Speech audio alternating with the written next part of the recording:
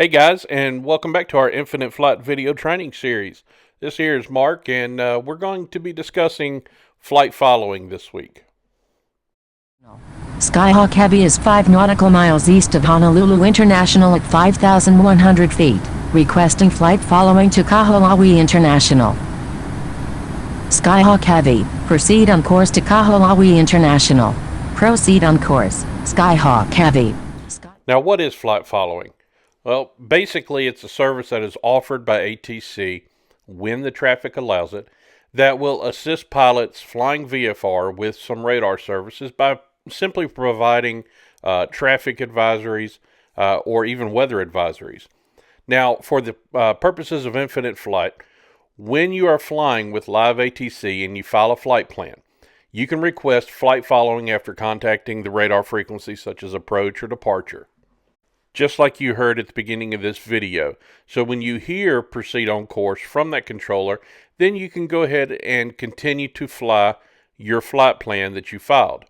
Now, what is very important for you to understand and for everyone to understand is that when the controller issues you any kind of instruction, whether it's an altitude assignment or a new heading, even though you are flying your flight plan, it is still imperative that you follow ATC's instructions.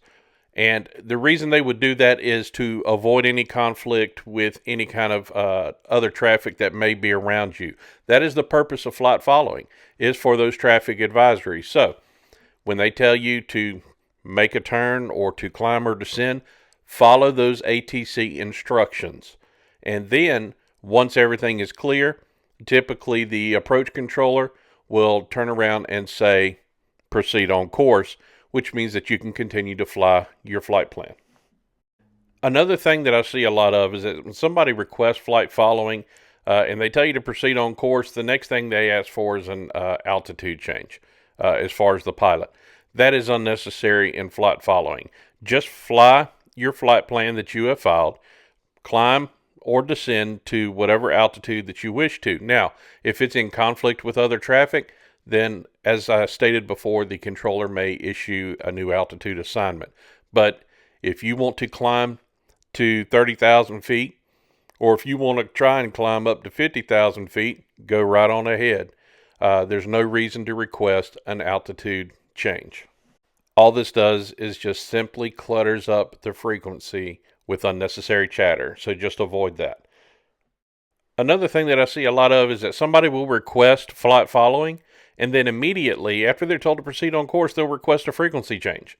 Why not just request VFR? Flight following is for the purposes of radar giving you traffic advisories when needed. Don't request a frequency change as soon as you ask for flight following. The controller will issue you a frequency change upon reaching the end of their airspace. So do not request frequency change. I hope this has helped everyone to have a better understanding of what flight following is and how to use it. Guys, make sure that you subscribe here for more great tutorials on YouTube. Also check us out on Facebook, on Twitter, as well as on our Instagram page. My name is Mark. I appreciate you taking a few moments to watch.